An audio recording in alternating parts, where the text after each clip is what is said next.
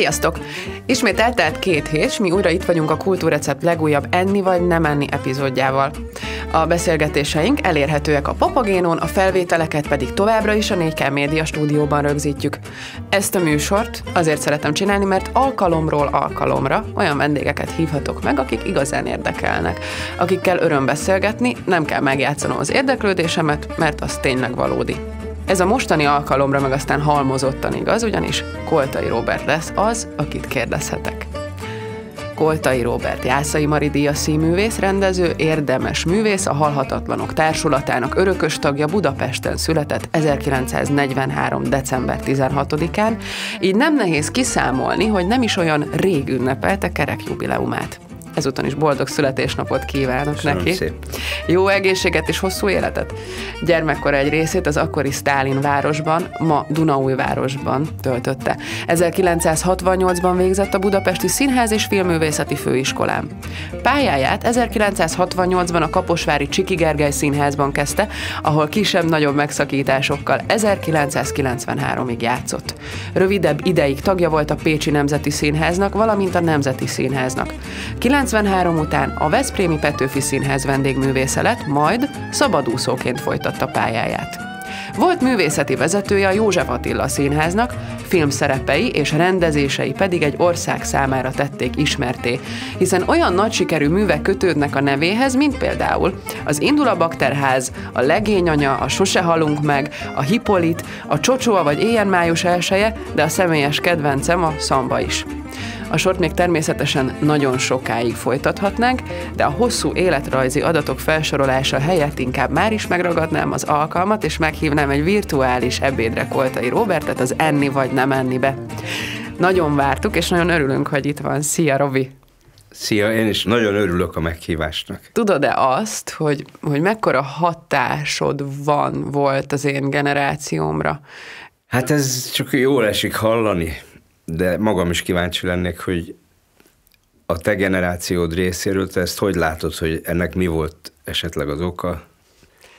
Jó, hogy visszakérdeztél, mert akkor azt elmesélném neked, hogy a mai napig hallgatom, és az autómban rendszeresen rajta van a lejátszási listáimon a Patika például, a Patikának a filmzenéje, ami azért volt nekem egy ilyen nagyon személyes kedvencem, mert hát egyrészt jók voltak benne a zenék, nagyon megragadta a gyermeki agyamat, vagy nem tudom, tehát, hogy az úgy volt adagolva, hogy ezt egy kislány is tudta élvezni, akár egy ovis kislány is, nyilván, amit felfogtam belőle. Mást jelent ma, meg mást jelentett akkor. Benne volt a Kaszás Attila. Őt azért nem hagynám ki így komáromiként, és úgy hívtam, hogy Katika ezt a műsort. A Patikát? Nem értettem, hogy... Azért igen. ne felejtsük el megemlíteni az okozóját, ennek a Dés Lászlót, Így aki van. az utóbbi évtizedek egyik, ha nem a legkiemelkedőbb zeneszerzője és muzsikusa. Na most akkor tényleg tehetséges emberek találkoztak egy ilyen sorozatban.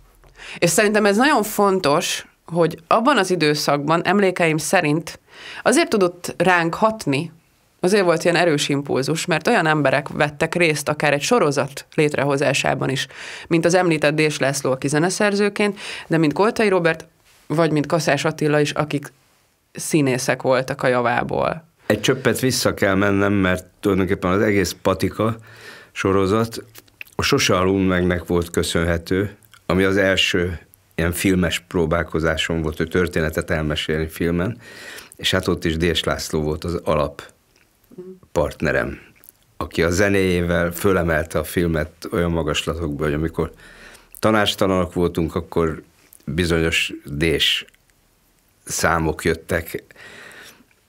Például az egész nagy utazás, az volt az ő hatalmas ötlete, hogy mikor megismerkedett a Sose halunk meg forgatókönyvvel, tudom, hogy nem ezt kérdezted, de hát ez hozzátartozik, akkor neki az első dolga volt, hogy én mondtam neki, hogy Laci, az kellene nekem, soha nem rendeztem még filmet, hogy jó hamar meglegyen egy nagy szám, egy kísérő zene, a Gyuszi bácsi féle válfás lóversenyes különös figurához és filmhez.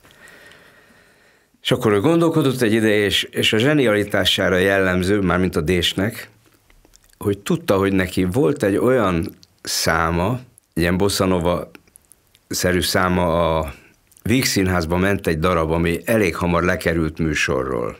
Egyéb okokból nem lett olyan nagy siker, de ő tudta, hogy ott volt egy dal, amit ő pont ide való dallam, mármint a Sose aludunk megbe való dallam, és elővette a Bereményi Gézát, aki a dal szövegét írta az eredeti dalnak, és elmondta neki, hogy miről lenne szó, hogy van ez a utazós, válfás, fura, jövőmenő ember, hogy írjon egy másik szöveget.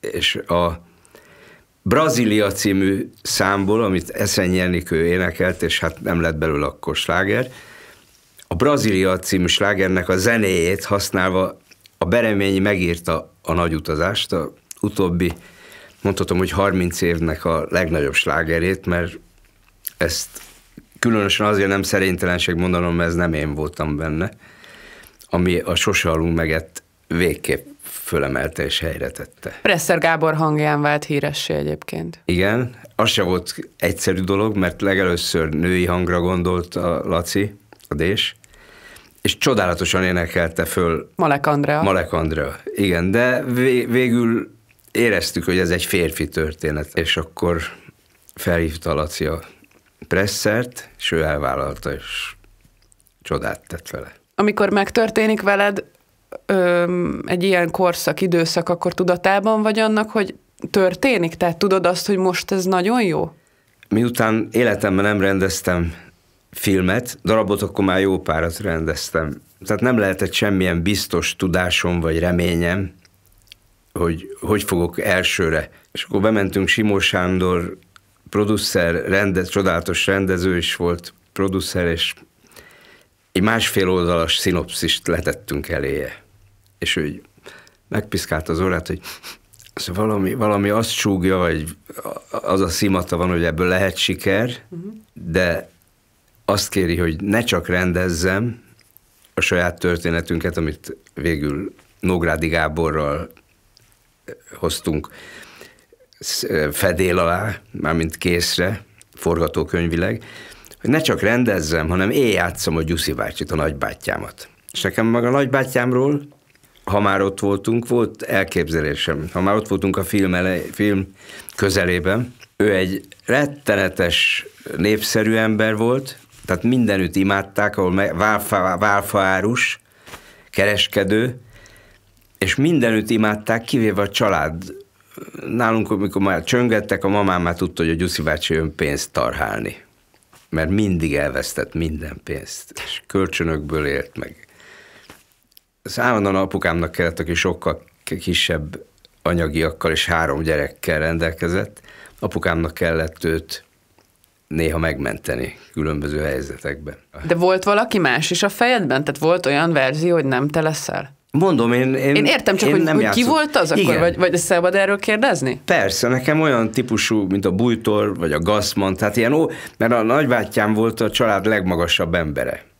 És ez mindig szoktam, legalábbis gyakran mesélem, hogy fura volt 5 éves koromban látni, hogy az a nagy ember, apukám meg inkább az én alkatom, apukám meg ott lent van, az a nagy ember meg így áll és hallgatja a szidást. Hogy elvesztettél megint mennyit, nekem jönnek mondani, kijársz. Becsület, úristenem, már nem tudom a napját, hogy mikor voltam lóversenyen.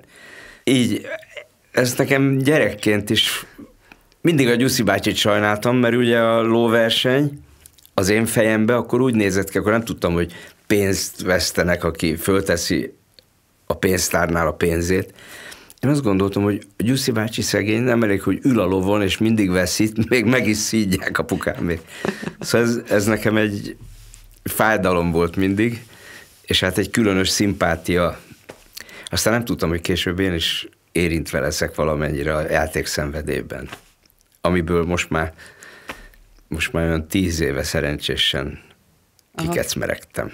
Igen, hát azt mondják, hogy ez is egy örökletes dolog, tehát génjeinkben hordozzuk. Ha valaki mondjuk dohányzik, akkor érdemes visszanézni, hogy a családjában voltak-e dohányzó emberek. Tehát a függőségeinket, azokat nem csak eltanulhatjuk, hanem génjeinkben is hozhatjuk magunkkal. Még ez is lehet. Ezt mondják. Na jó, hát nézzük az előételeket. Lehet választani olyat, hogy csészehúsleves, szabadon választott húsból zöldségekkel. A második az arancini, ez egy olasz rizsgolyó, különböző töltelékekkel lehet enni. Ezt általában, mert elmondom. Levessel már végeztünk ezzel? Hát most előétel gyanánt lehet vagy levest tenni, vagy olasz rizsgolyót, avagy sajttal és penóttal töltött gombafejet. Én levest kérlek szépen, sok zöldséggel. Na milyen húst választasz hozzá? Csirke. Szuper. Ehhez a kérdéshez asszociáltam arra, hogy a húsleves, hogyha szabadon választod, tehát te állítod össze az összetevőket, az, hogy csirkéből, gondolom szereted bele a répát, vagy mit szoktál bele? Mindent. Répát, én semmit sem teszek bele, én csak megeszem. Ja, te csak megeszed. Na, ez lett volna a kérdésem. Hogy vajon van-e bármilyen kötődésed neked a főzéshez? Hát főleg az evés útján. Gyerekkorodhoz van olyan íz, ami nagyon emlékeztet? Gyerekkoromban anyagilag nem állt túl jól a család, és emlékszem a szaftos nokedlire, amit mi így hívtunk, hogy szaftos, a nagymamám előállította, amivel hús elvétve volt, viszont szaft volt, és finom nokedli. Ma mi a kedvenced? Tehát ha választani kell, akkor ilyen rakott krumplit. Viszont a fiadnak van kötődése a gasztronómiához. Igen. Neki közben alakult, így az élete, ahogy alakult, közben jött egy ilyen, hogy nem csak létrehozott egy nagyon jó éttermet, a Mák nevű, hanem ő maga is valahogy ilyen gurman lett. Látom ilyen hozzászólásait, mert túl sokat nem találkozunk, de látom, hogy ő ezekre nagyon büszke, és meg a létrehozásra. És voltak ilyen nagy együttevések? Tehát a család az itt szeretett leülni az asztalhoz, és nagyokat ettetek Hát még apukám együtt? életében épp, ahogy jöttünk a Rákóczi úton, mert Rákoskertről jövök, ahol a párommal Gál Ildivel, rendezővel élünk. Tehát ahogy jöttünk, pont a Szabadság Hotel előtt jöttünk el a keleti pályaudvarnál, és említettem neki, hogy ide járt a család vasárnaponként néha. Volt egy főpincér, akit apukám még gyerekkorából ismert, a kertész Ali bácsi. A feje is nagyon érdekes volt, de ritkán jártunk étterembe. Nagymama főzött otthon. Szaftos nokedlit. Szerintem ezzel kimaxoltuk azt, hogy melyik az az étel, ami a leginkább gyerekkorodhoz kötődik. Menjünk tovább az italra. Lehet választani italt is az előétel után. Nem muszáj egyébként úgy összefűznöd, hogy passzoljanak egymáshoz az ízek. Válasz szerintem mindenhonnan a legkedvesebbet, és akkor az a legjobb, nem? Igen. Lehet olyan, hogy sör, nagy pohár hideg víz, vagy házi paradicsomlé. Sör. Sör. Tehát egy pohár sör, az jól esik az ebédhez. Szerintem te egy nagyon kreatív, gondolkodó ember vagy, aki nem elégszik meg a történetmesélésnek azon formájával, hogy színészként tudjon mesélni sorsokon keresztül, hanem ott van benned az a fajta alkotói vágy elmesélni a te igazságodat, a te eredet történetedet. Jól érzem? Jól, abszolút jól érzed, és egyáltalán valóban a mesét tartom a legfontosabbnak mondjuk a saját filmjeimben is, hogy a történet szóljon valamiről, jó csapat vegyen körül, miután nem vagyok rendező, de ha jó csapat ott van, és szeretet van, akkor sok mindent pótol. Még a világszámot is a 4 legfontosabb filmem közé sorolom, amiben a saját történetemet mesélem el. De igazából a legbüszkébb talán a Sose aludunk megre vagyok, és a szambára. Tehát a szamba például a színművészeti, az azóta sokat szídott színművészeti főiskoláról szól, tehát ott játszódik annak a bolondos és fájdalmas és drámai dolgait meséli el, meg a barátságról szól, és arról a barátomról, aki már nincs velünk, mert nagyon fiatalon elment. És ezt Görög Laci játszotta, Kis István barátom, és színésztársam, aki úgy döntött, hogy ő kiszáll ebből a dologból, ami az élet. És ezért egy egyszerre fájdalmas és egyszerre szép történetet próbáltam elmesélni, és azt a humort beletenni, ami nem csak egy ilyen emlékező, fájdalmas valami, hanem örömöt okoz a nézőknek, és így is lett, és a színészeknek meg jobbnál jobb szerepeket. Nekem most azért is hallgattam el, mert azon gondolkodtam, míg ezt mondtad, hogy lehet, hogy te a barátodnak állítottál emléket, de szerintem felhívtad egy sor olyan problémára a figyelmét a nagy közönségnek, vagy mertél beszélni valami olyasmiről, ami érintette a komplett színésztársadalmat. Hogy hány olyan kolléga volt, akinek az élete ráment, akár már konkrétan, akár úton volt afelé, hogy rámenjen.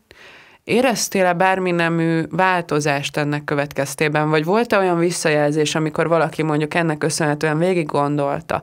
Én főiskolás voltam, amikor ezt a filmet először láttam. És elgondolkodtatott őszintén szólva, hogy mit választ az ember?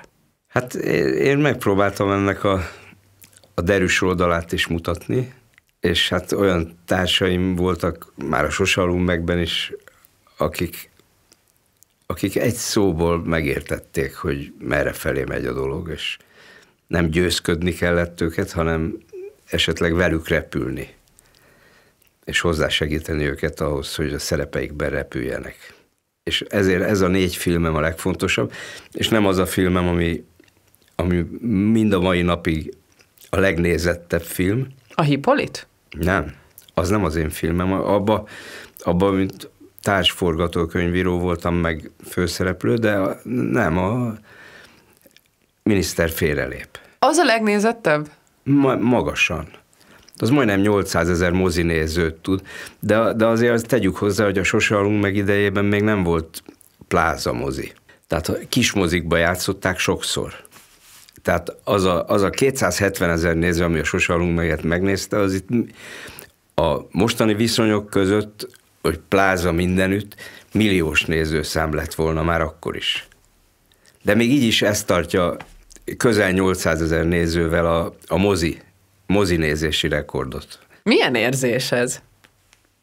Felfogja ezt az ember? Hát így 80 év körül már az ember nem is annyira megpróbál örülni annak, ami van, és azért drukkolok, hogy minél szebb és jobb legyen az életünk, és igazibb, és hogy őszintén mondhassa el az ember a gondolatait. Igen, ezt érzem belőled, hogy van egy odafigyelésed, és van egy empátiád mindenkivel szemben.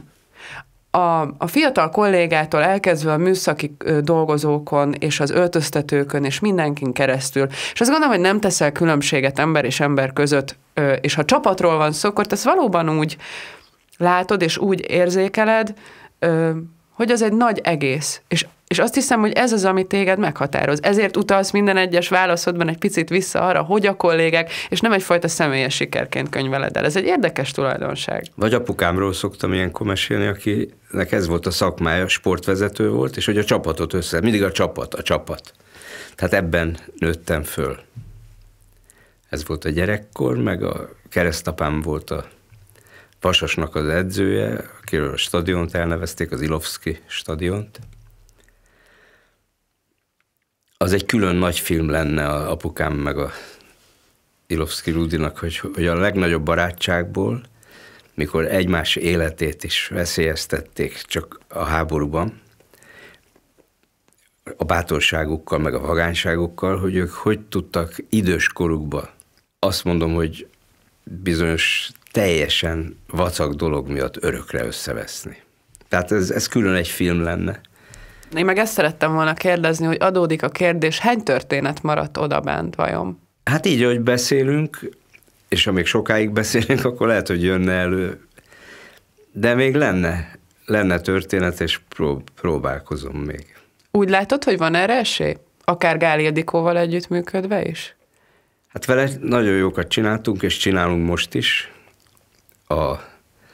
Például ő rendezte a Thomas Mannnak a csodálatos Halál Velencében című írás, amit én adok elő.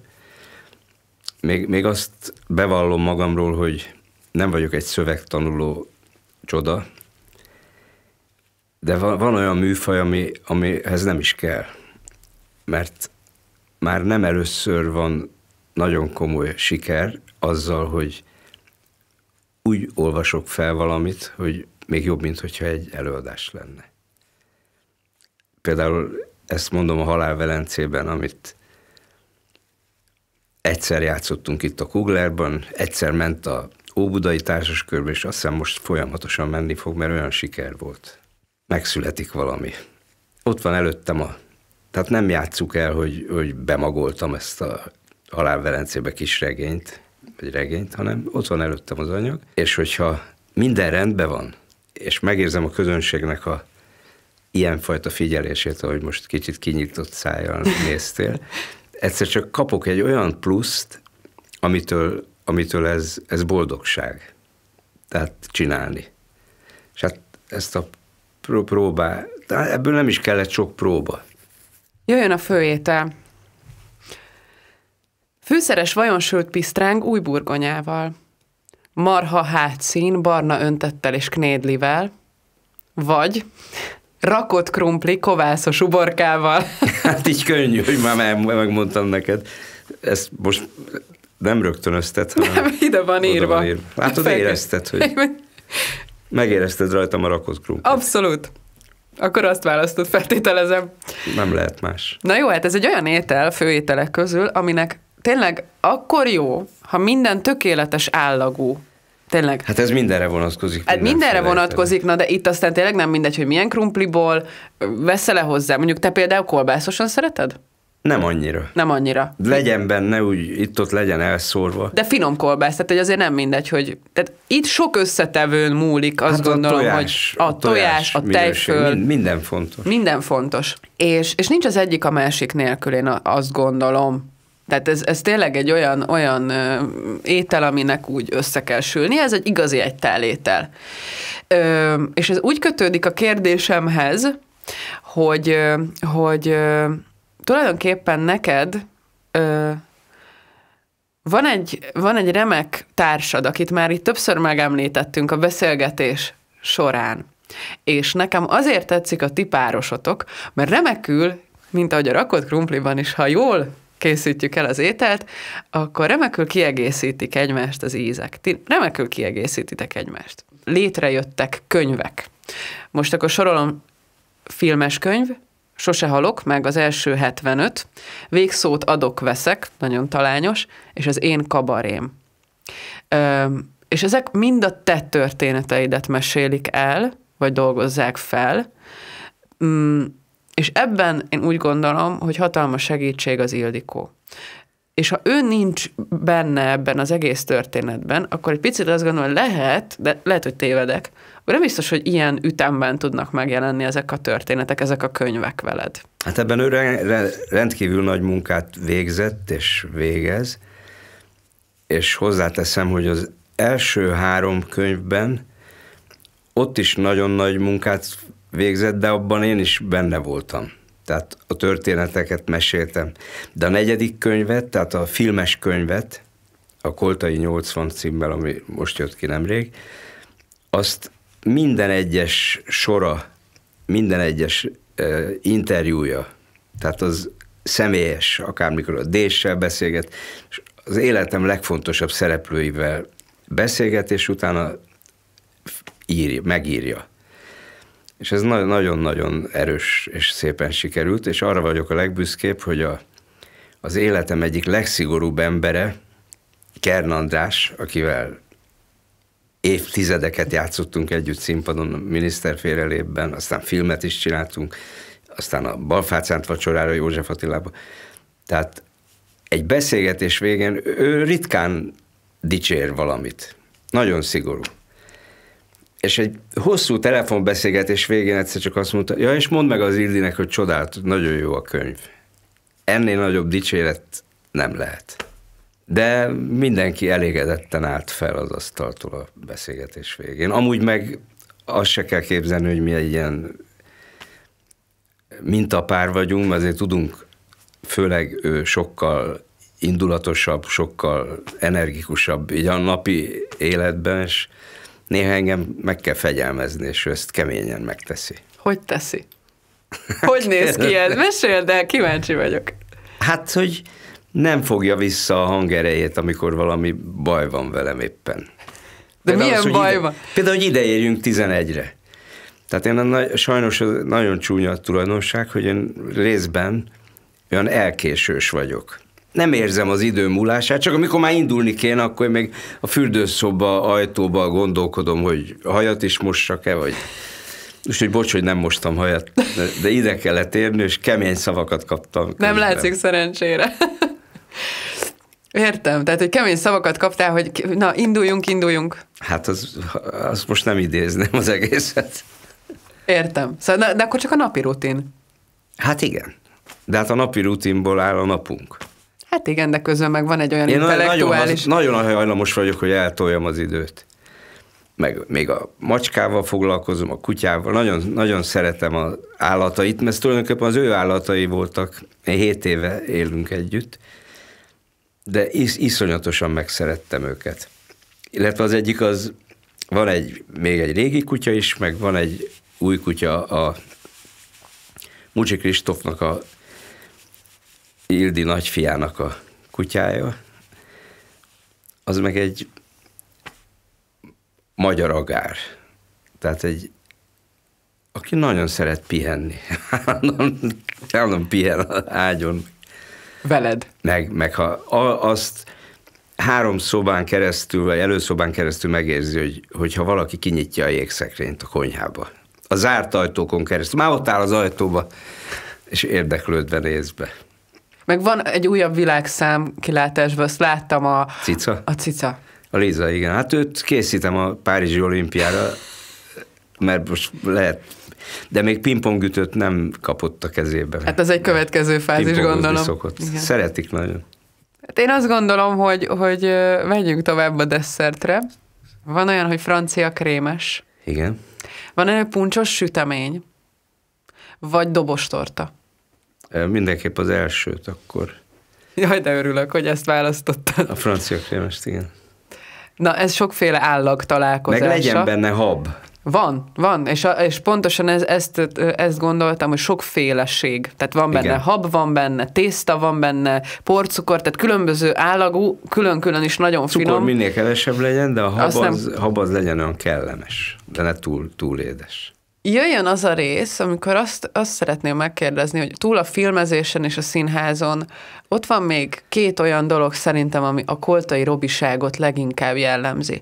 Az egyik az, hogy a zenészbarátok, és a téged körülvevő zenészbarátokkal való közös alkotás, Dés László és Darvas Ferenc. Nagyon fontos. A másik pedig a versmondás lenne. Igen. Ami meg családi örökséged. Igen.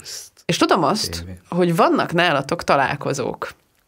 Szent Iván éjjelén például. Ja, igen. Egy olyan társaság vesz titeket körül, amelyik hát azt gondolom, hogy bárki megirigyelné, hogy csak egy légy legyen a falon, és ott lehessen. Nagy dolog. De mondjuk általában kertben vagyunk, tehát ott nincs fal. Ja, igazad van. Hát akkor így a válladon. Például Darvas Ferenccel mai napig dolgoztak együtt. Igen, nagyon-nagyon szeretjük. Például még ebben az egyszemélyes felolvasó színházban is ő ül a másik szobába, ez egy szobaszínház, a másik szobába a zongoránál, és főleg érzésből tesz hozzá. De egyébként is például ő úgy kíséri a Dés dalokat, hogy a Dés Laci mondta, hogy ő nem tudná így kísérni zongorán a saját dalait. És hát egy tüneményes ember. De hát mind a ketten a Dés is. Darvas Feri sok évtizede már Kaposvári Színháznak a hős korában is ott volt lenn. A Darvas Feriről az jutott még az eszembe, hogy vele készült egy közös előadás, szintén nem csak ez az említett Thomas Mann, hanem készült a demenciáról szóló film. Igen, az egy 9,5 perces kisjátékfilm. Amit a Darvas Ferivel készítettetek együtt. Igen. Ennek honnan jött az ötlete? A demenciáról miért kezd el két ember beszélgetni ilyen komoly szinten? Mit akar ezzel elmesélni? Ez az Ildinek volt az ötlete, hogy lehet, hogy aktuálisan eszébe jutott valami ténykedésemről a demencia. De nagyon jó munka volt, és nagyon szép lett a film. Még nyert is valahol Malajziába, vagy hol egy legjobb filmdíjat. Na és ott van a versmondás, ami azt gondolom, hogy én nem olyan rég láttalak téged működni, mint zsűri tagot a komáromi Kaszás Attila szavaló versenyen, és nekem azt tetszett benned, hogy hajlandó voltál, nagyon sok száz ember vett ott részt, gyerekek, felkészítők, tanárok, mindenféle helyről érkeztek oda. Ez egy szlovákiai-magyar szervezésű verseny volt, de ettől függetlenül Magyarországról is érkeztek, meg a határon túlról is érkeztek versmondók és zsűritagok is. Az a fajta magabiztosság, bátorság, és azt mondod, hogy nem vagy a szövegtanulásban mindig a toppon. Na de ennyi verset észben tartani? Hát ez sok évnek a gyümölcse, jó gyümölcse, hogy mert volt egy problémám, ami miatt egy sönt van itt a fejembe betéve, mert félrekezeltek. Azt hitték, hogy kezdődő Parkinson kórom van. És 8 hónapig azzal kezeltek, és már tényleg nagyon rosszul lettem, mert nem az volt a baj, hanem egy egyszerű vízháztartásbeli gond, amit sönttel egy készüléket beszereltek, én aludtam a műtét alatt, és mikor fölébredtem, minden megváltozott. Tehát újból tudtam menni, újból tudtam lendületesen beszélni, és a verseket egy pillanatra sem vesztettem el. Az alatt sem, amíg tartott esetleg a félrekezelés, ugye? Úgy érted? Az alatt sem, csak akkor nyilván már alig álltam a lábamon. Már az, hogy kiálljak verset mondani, utána meg minden rendbe jött. Pici gyerekkorod óta vannak versek, amiket hordozol magaddal. Persze. Hát az első vers például egy lakógyűlésen fölraktak a elvtársak, a házbizalmi elvtárs fölrakott egy sámlira, és elszavaltam azt a verset, hogy ma még kicsi vagyok, holnap nagy leszek, elvtársaim, várjatok rám, én is köztetek leszek, sújtsunk le a rombolókra, mentsük meg a magyar hazát, mert ha mi győzni fogunk, győzni fog a köztársaság. Szabadság! Így kellett köszönni annak idején 45 körül. Szabadság, és leestem a sámliról. Tehát ez volt az első nagyobb versmondásom. És mekkora sikered lehetett? Na, nagyon nagy. És megérezted, és akkor azt mondtad, ezt szeretném csinálni? Nem tudom. Ez egy mese amúgy is. Nem pont így volt, de valami, én így emlékszem. Mert olyan sokszor elmesélték. Úgy döntöttem, hogy így volt. Úgy döntöttem, hogy így volt. Vagy pedig olyan sokszor elmesélték, hogy te ezt elképzelted? Lehet. Kinézem belőled, hogy forgattál egy kis filmet az agyadban magadról. Hát akkor még nem nagyon forgattam filmeket. Ez rögtön 45 után, az első lakógyűlés a házba. Hutyra Ferenc utca 6-8, földszint 2. Hutirának írták Y-nal, de Hutyrát kellett volna mondani, én mindig Hutirát mondtunk. Neked van olyan érzésed, hogy tanítanál? Én azt gondolom, hogy nem csak amikor rendezek, hanem amikor játszom, akkor is a fiatalabbakkal általában, nem mondom, hogy mindenkivel, tehát tudnék mondani, hogy 5 fiatalok közül is, akivel nem, de például a Nagy Sanyitól kezdve most olyan boldogan néztem, mert őt rendeztem, még főiskolán a Kerényi Léner Péter osztályban, az Én és a kisöcsémben rendeztem őt, és hát lebilincselően nagyot játszotta. Én meg a versekkel próbáltam úgy együtt lenni, hogy át tudjak adni, amikor mondok egy verset. Sokszor ilyen beszélgetésnek is az a vége esetleg, hogyha gondolod. Nem mertem volna ezt így megkérni, nem mertem volna ezt így megkérdezni. Hát akkor válasszál, hogy Adi vagy József Attila vagy? Én József Attilás vagyok. És rövid legyen a vers, vagy közepes? Amilyen csak szeretnél. Akkor, mert nagyon sokszor mondtam mostanában különböző alkalmakkor a Thomas Mann üdvözlését, érthető okokból. Igen, de válasszunk akkor most egy másikat. Dunánál. Legyen a Dunánál. József Attila, a Dunánál. A rakodópart alsó kövén ültem. Néztem, hogy úszik el a dínnyehéj. Alig hallottam, sorsomba merültem, hogy fecseg a felszín, s hallgat a mély. S mintha szívemből folyt volna tova, zavaros, bölcs, és nagy volt a Duna. Mint az izmok, ha dolgozik az ember, reszel, kalapál, vályogot vet, ás, úgy pattant, úgy feszült, és úgy ernyedett el minden hullám és minden mozdulás. És mint édesanyám, ringatott, mesélt, s mosta a város minden szennyesét. És elkezdett az eső cseperészni, de mintha mindegy volna, el is állt. S mégis, mint aki barlangból nézi a hosszú esőt, néztem a határt. Egykedvű, örök eső módra hult, színtelenül mi tarka volt. A múlt. A Duna csak folyt, és mint a termékeny, másra gondoló anyának ölén a kisgyermek, úgy játszadoztak szépen, és nevetgéltek a habok felém. Az idő árján úgy remegtek ők, mint sírköves, dűlöngő temetők. Én úgy vagyok, hogy már 100 000 éve nézem, amit meglátok hirtelen. Egy pillanat, s kész az idő egésze, mit 100 000 ős szemlélget velem. Látom, amit ők nem láttak, mert kapáltak, öltek, öleltek, tették, ami kell. És ők látják azt, az anyagba leszálltak, mit én nem látok, hogyha vallani kell. Tudunk egymásról, mint öröm és bánat. Enyém a múlt, övék a jelen.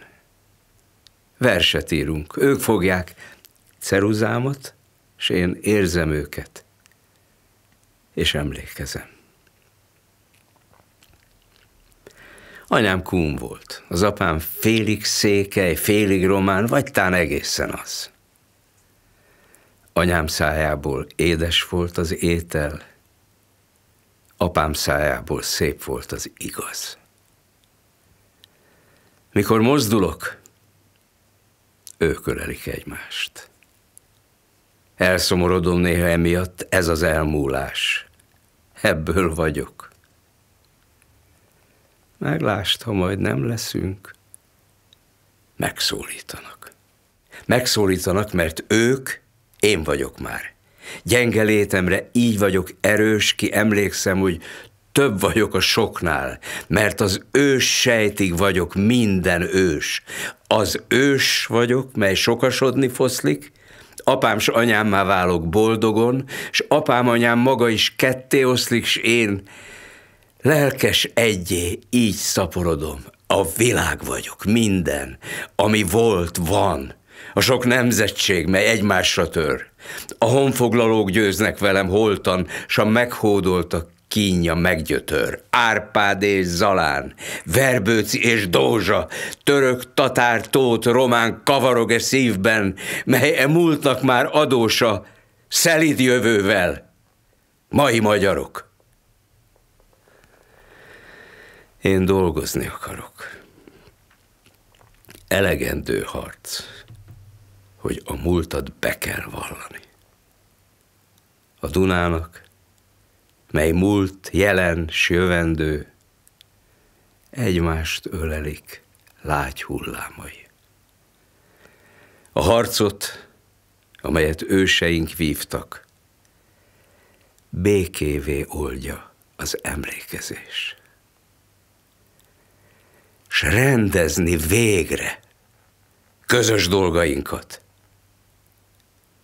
Ez a mi munkánk. És nem is kevés. Sajnos el kell búcsúznom itt a végén, pedig olyan jó lenne, hogyha ezután nem kéne megszólalni. Köszönöm, hogy velünk tartottak. Nagyon szépen köszönöm Koltai Róbertnek, hogy elfogadta a meghívást. Elnézést, ha többször voltam zavarba, mint nem. Bevallom, azt hiszi az ember, hogy már megtanul elvonatkoztatni, és tud csak kérdezni, de Robival ez nem történt meg most feltétlenül, úgyhogy a gyermeki rajongásomat bocsássák meg nekem a kedves nézők, de tartsanak velünk legközelebb, és 2 hét múlva ismét érkezünk, és hát iratkozzatok fel a YouTube csatornánkra, és keressetek minket a Facebookon, az Instagramon, és a Papagénon megtalálhatóak ezek a beszélgetések, hallgassátok vissza őket. Sziasztok!